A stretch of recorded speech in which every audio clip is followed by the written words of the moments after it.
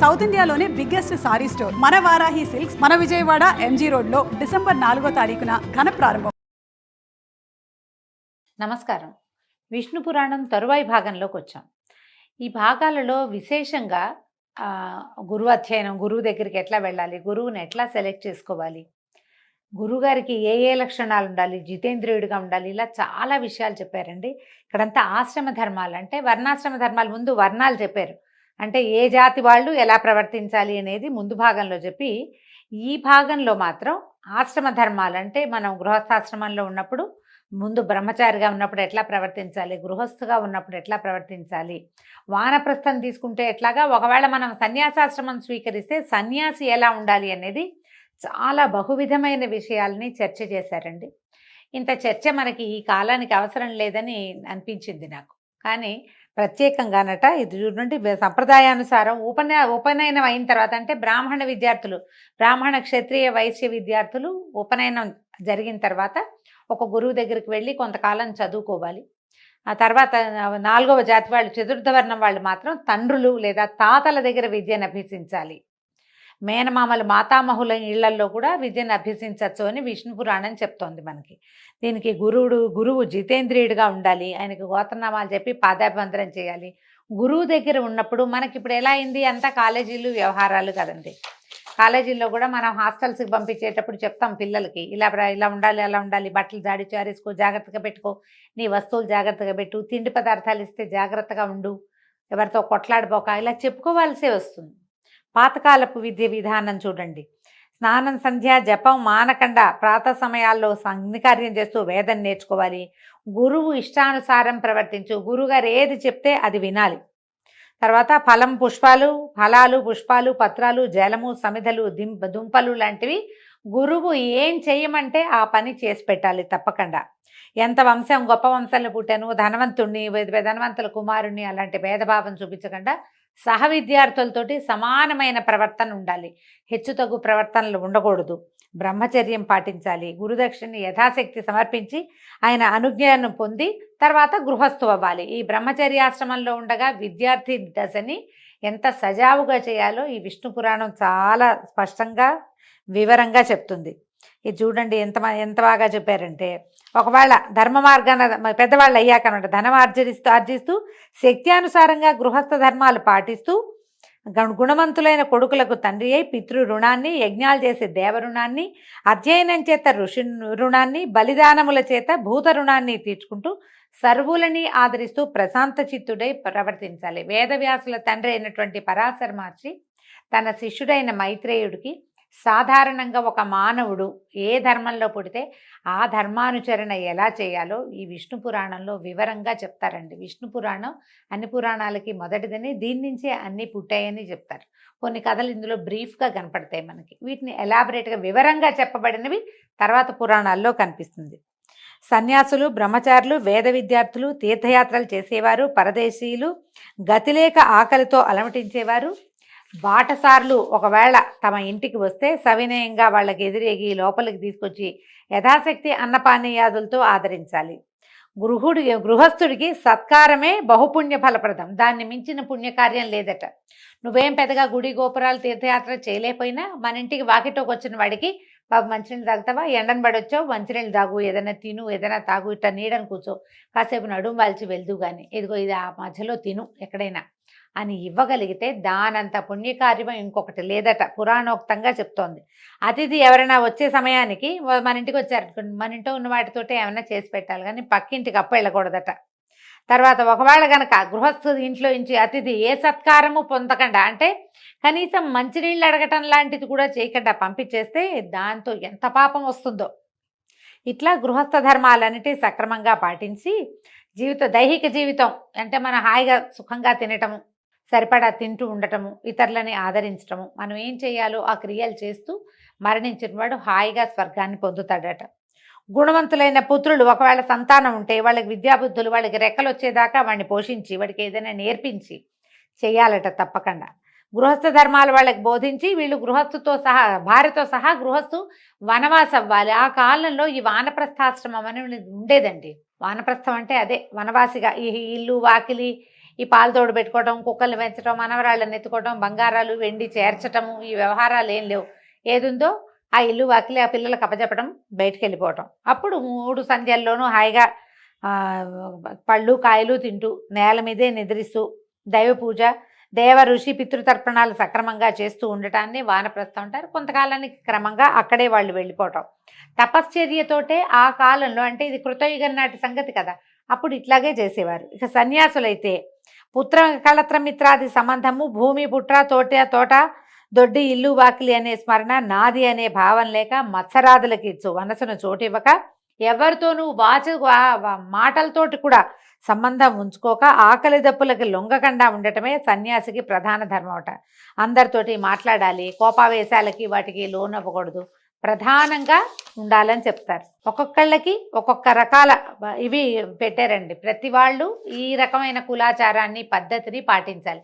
ఇవి మన దగ్గరికి ఎట్లా వస్తాయి అంటే, మామూలుగా సంసారాల్లో మన తాత ఎట్లా ఉన్నాడో తండ్రి ఎట్లా ఉన్నాడో మనం ఎట్లా ఉన్నామో మన పిల్లలు అలాగే ఇంచుమించుగా ఉంటారు. విధానాలు ఏవో చిన్నవి కాలానుగుణంగా మారినా, ఇప్పుడు మనకి కాలానుగుణం ఏంటంటే తాతలు ఉన్నట్టు తండ్రులు లేరు, తండ్రులు ఉన్నట్టు కొడుకులు ఉండట్లేదు. ఇక మనవల సంగతి అడగనే అక్కర్లేదు. ఒక్కోసారి మనవలే లేని పరిస్థితులు కూడా ఈ రోజున దాపురిచ్చాయి. కానీ పాతకాలంలో అట్లా ఉండేది కాదు.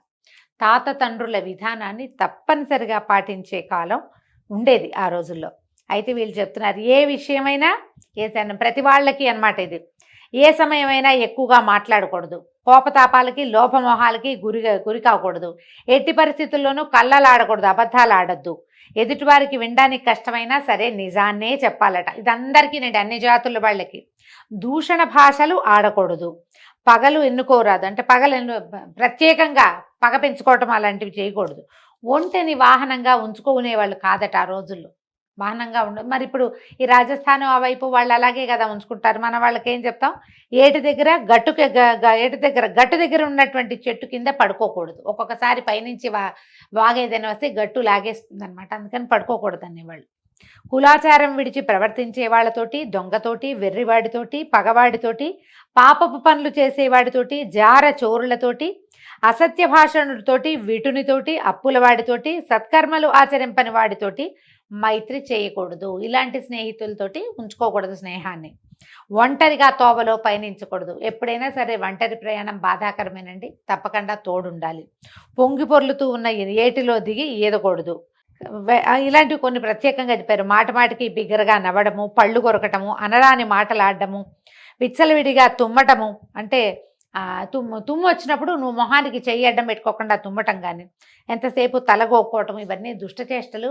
మంచి బాడీ లాంగ్వేజ్ బాగుండదు అనమాట, అవి చేయకూడదు అనేవాళ్ళు. పుల్లలు విరవటము, పగబట్టి పైవారితోటి మాట్లాడటము, వడివడిగా ఎంతసేపు పరిగెడుతూ ఉండటం, గోటితో గోర్లు ఇట్లా తీసుకుంటాం, అది అసలు మంచిది కాదు, చేయకూడదు అంటున్నారు. ఇక ఎన్ని రకాలోనండి ఇలాంటివి. ఎవరు లేని ఇంటి యందు ఎవరు లేని చోట ఉండకూడదు. ఇప్పుడు కూడా చూడండి, ఎక్కడైనా సరే ఖాళీగా ఉన్న ప్రదేశాల్లో ఒకటే ఇల్లుంది, ఎవ్వరు లేరు, కప్పుకున్న ఆ ఇంట్లోకి వెళ్తే ఏ ప్రమాదమో వస్తుంది, వెళ్ళకూడదు. ఆడపిల్లల్ని ఎక్కడికైనా పిలిస్తే, అమ్మాయిలు వెళ్ళిపోతున్నారు, ఇవాళ పిలుస్తాడు ఎవడో, రమ్మంటారు, వీళ్ళు అక్కడికి వెళ్తారు, అక్కడ ఏదో జరగకూడదు జరుగుతుంది. పొరపాటును కూడా ఒంటరిగా ఉన్న మగవారిని కలవకూడదు అని రాస్తున్నారు. ఇది విష్ణు పురాణంలోనే చెప్పబడింది. చూడండి, ఎవరు లేని ఇంటి యందు ఎవరు లేని చోట ఉండకూడదు. గురువు, బ్రాహ్మణుడు, దేవ విగ్రహం ఎదురైతే తల ఉంచుకోవాలట, దానికి ఎదురుగా వెళ్ళకూడదు, కొంచెం పక్కగా వెళ్ళాలంటున్నారు. కొన్ని ప్రత్యేకమైనవి, హోమ భస్మాన్ని, ముళ్ళు, మలము, తెగిపడిన కేశాలు, ఎముకలు, ఎంగిలి, స్నానానంతరం తడిసి ఉన్న నేల, వాటిని ముట్టుకోకూడదు. వాటన్నిట్లలోనూ బ్యాక్టీరియా ఉంటుందండి, అందుకని అది మంచిది కాదంటారు. జుట్టు విరబోసుకుని రాత్రివేళ వీధి గుమ్మంలో నుంచోకూడదు. సరైన వస్త్రాలు, ఒంటి నిండా వస్త్రాలు లేకుండా ఇంట్లోంచి బయటికి వెళ్ళకూడదు. వియ్యము కయ్యము తనకి తగిన వారితోటి చేయాలి, ఎవరితోటి పగబెట్టుకోకూడదు. బలవంతునితోటి పగ, బలహీనుడితోటి చుట్టరికము, చాటుమాటుగా ఎవరికైనా ధనం ఇవ్వటము, కోరి కలహానికి దువ్వటము కాని పనులు. ఇవి చూడండి ఎంత విచిత్రమైనవి చెప్తారు. మంచినీళ్ళు, మనం చేస్తున్న పని, అటు ఇటు నడుస్తూ భుజించడము, తాగటము, నుంచుండి ఆచరించడము చేయకూడదు. కలికాలం అంతా ఏంటంటే నిలబడి భోజనం చేయటమే. ఎంత ఖరీదైన పెళ్లిలో అయినా బఫే ఫుడ్ తప్పదు, ఎవరు వడ్డించట్లే. ఇప్పుడు నిలబడి, మన ఇళ్లలో కూడా మనం గబగబా బయటకు వెళ్ళాలంటే నిలబడి టిఫిన్ చేసేస్తాం. కనీసం కొన్ని పద్ధతులైనా మార్చుకోవాలండి. పురాణాల ప్రకారం మన ఇంట్లో అయినా కనీసం కూర్చుని మంచినీళ్ళు తాగటం, కూర్చుని టిఫిన్ చేయటం, కూర్చుని భోజనం చేయటం, హాస్పిటల్ వేసుకుని నేల మీద ఒక 5 నిమిషాలు సమయం ఇస్తే సరిపోతుంది. ఆరోగ్యం పాడవకుండా ఉంటుందట. ఎక్కడికైనా వెళ్తే ఎక్కడికైనా తప్పకుండా ఎండలో అయినా వానలో అయినా గొడుగు వాడాలట. ఎంత పురాతనమైన పద్ధతి చూడండి.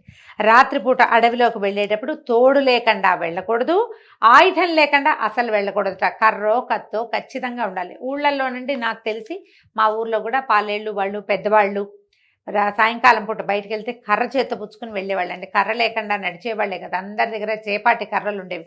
జ్ఞాపకం చేసుకోండి, మీ ఊళ్ళల్లో కూడా మీరు అలాంటివే చూసుంటారు.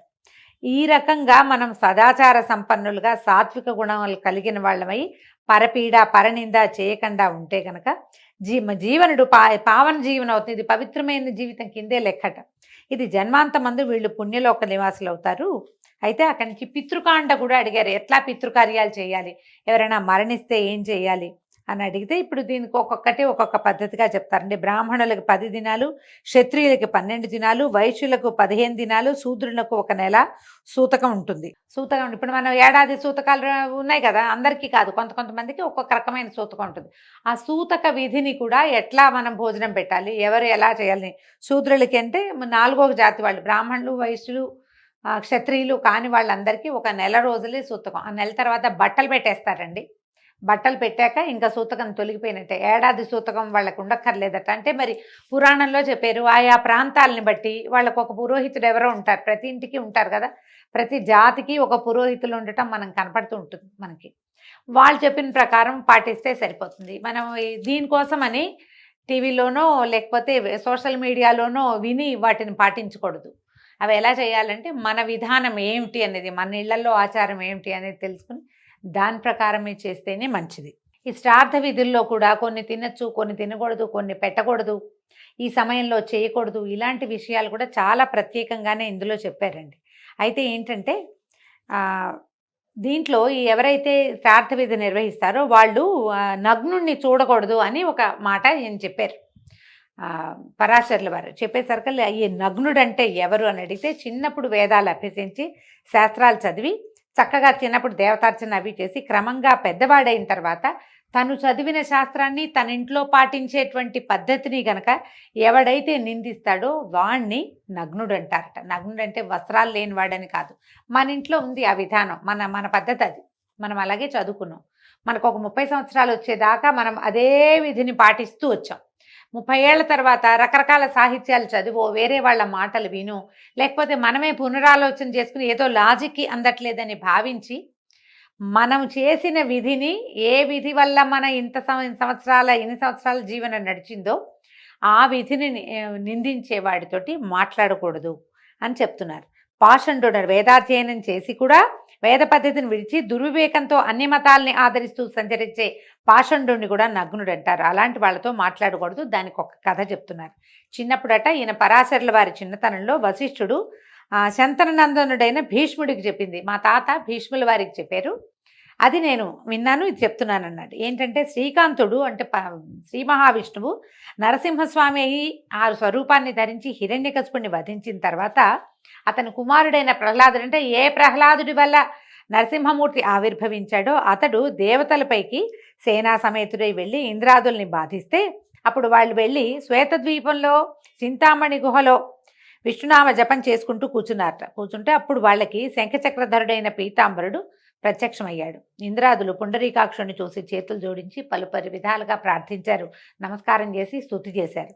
హిరణ్యకశిపుని కుమారుడి వల్ల మాకు ఇలాంటి ఆపద కలిగింది, సర్వేశ మమ్మల్ని రక్షించమంటే ఇప్పుడు ఈయన ఏమన్నాడు, ప్రస్తుతం దానవులు శ్రౌత స్మార్త క్రియలు అత్యాదరంతో చేస్తూ నిజధర్మవర్తనులుగా ఉన్నారు, వాళ్ళని మీరేం చేయలేరు, ధర్మాచరణ చేసినంత కాలము వాళ్ళని ఎవరు ఏమీ చేయలేరు, వాళ్ళు వేదాంగ పద్ధతిని నిజకుల ధర్మాన్ని విడిచి ప్రవర్తించేటట్టుగా వారి శక్తియుక్తులు అంతరించేటట్లుగా చేసే మీకు విజయాన్ని కలిగిస్తాను, అంతవరకు ఓర్చి ఉండండి అని తనలో ఇంచి ఒక పురుషుణ్ణి సృష్టించాడు. అతని పేరట మాయామోహుడట.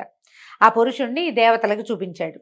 ఈ పురుషుడు అసురులని వితండవాదంతో ముగ్ధుల్ని చేసి ధర్మకర్మ విముక్తుల్ని చేస్తాడు, మీకు గెలుపు కలిగిస్తాడు అని అదృశ్యుడయ్యాడు. ఎప్పుడైతే మన ధర్మాన్ని గురించి ఇతరులు ప్రశ్నించినప్పుడు వాళ్ళకి మనం సమాధానం చెప్పలేకపోతామో మనం మన ధర్మం నుంచి పక్కకి తొలగిపోతామండి. ఎప్పుడు ఇలాగే జరుగుతుంది. ఎవరైనా మనకి ఏమిటి, నువ్వు ఈ దేవుణ్ణి నమ్ముకున్నావు, ఇతని వల్ల నీకేమొచ్చింది, నీకు ఇన్ని ప్రాబ్లమ్స్ వచ్చాయి అని ఇలాంటి వితండవాదంతోటే మన ధర్మం నుంచి మనని పక్కకి తప్పించటం జరుగుతుంది. ఎప్పుడు కూడా అంతే. పూర్వం విష్ణుమూర్తే ఈ పని చేశాడు ఈ వ్యవహారంలో. ఎందుకంటే రాక్షసులు క్రూరులు, వాళ్ళని తప్పించటం కోసం, వాళ్ళ నుంచి దేవతల్ని రక్షించడం కోసం, ప్రపంచానికి మేలు కలిగించడం కోసం భగవంతుడు పన్నిన మాయోపాయమే ఇప్పుడు కూడా మన మీద ఇతరులు పన్నుతున్నారు. మన ధర్మం మీద ప్రశ్న వచ్చినప్పుడు సమాధానం చెప్పగలిగే స్థిరచిత్తత మనకి కావాలి అంటే సరిగ్గా ధర్మాన్ని తెలుసుకోవాలి, ధర్మాచరణ పట్ల అవగాహన కలిగి ఉండాలి. లేకపోతే దేవతలు దానవుల్లాగానే మనలోనే కొంతమంది విడిపోయి గొడవలు పడుతూ ఉంటాం. ఇంద్రాదులు ఏం చేశారట, ఆ పురుషుడిని తమ నివాసానికి తీసుకుపోయారు. అతను ఎట్లా ఉంటాడు, ఆ విచిత్రంగా నెమలి రెక్కల విసినకర్ర పట్టుకుని, బోడి తల, దిగంబరుడిగా కనిపించేటట్టుగా సన్నని పల్చటి ఎరుపు రంగు కట్టబట్ట కలిగిన వాడికి బట్ట కట్టుకుని తిరుగుతూ క్రమంగా నర్మదా నదీ తీరానున్న దానవుల వద్దకు వెళ్ళాడు. వాళ్ళ చేత తగిన మన్నన పొంది కూర్చున్నాడు. కాసేపు విశ్రాంతి తీసుకున్నాక ఇంపుగా సొంపుగా ఎంత చక్కగానో కబుర్లు చెప్తూ అడిగాడట, మీరు ఇహలోక సుఖాలా పరలోక సుఖాలా కోరి ఈ తపస్సు చేస్తున్నారు దేనికోసం అంటే, అప్పుడు వీళ్ళు ఏం చేశారు, వాళ్ళు చాలా ముద్దుగా చక్కగా అడిగారట, మాకు ఐహిక వాంఛ ఏం లేదండి, పారలౌకిక సుఖం కలిగే పద్ధతి ఏమిటో చెప్పండి అని అడిగేసరికి ఆ మనిషి, ఆ మానవుడు మాయామోహుడు ఇట్లా చెప్పాట, మీకు నా మాటల మీద నమ్మకం ఉంటే చెప్తాను వినండి, బతికినన్నాళ్ళు ఇక్కడ సుఖంగా ఉండటమే కావాలి, చచ్చిపోయిన తర్వాత ముక్తి అంటే ఆ ముక్తి ఎక్కడుంది, అది ఎక్కడుంది మనకు తెలియదు కదా. ఎంత తపస్సు చేసినా ఎంత చదివినా ఎక్కడో దైవం ఉందనుకోవటం భ్రాంతి, వేదశాస్త్రాలు కళ్ళలు, యజ్ఞం చేస్తే గోవధ చేసినట్టే ఆ పాపం తప్పదు, ముక్తి మార్గం తెలియాలంటే నేను చెప్తాను వినండి, ఈ అధమాధములైన వైదిక క్రియలు విడవండి అని ఎన్నో విధాలుగా చెప్పాడు. అతను చెప్పినటువంటి ఆ వెటకారపు ధోరణి, ఆ కేరింతలు, ఆ మాట తీరులకి వీళ్ళు లొంగిపోయారు. లొంగి ఏం చేశారట, మాయామోహునికి మొక్కి వేద మార్గాన్ని విడిచి దురాచారులై చార్వాక బౌద్ధ మతాలు స్వీకరించి పాషండవర్తనలయ్యారు. యజ్ఞాదుల్ని నిందిస్తూ వైదిక క్రియలకి స్వస్తి చెప్పారు.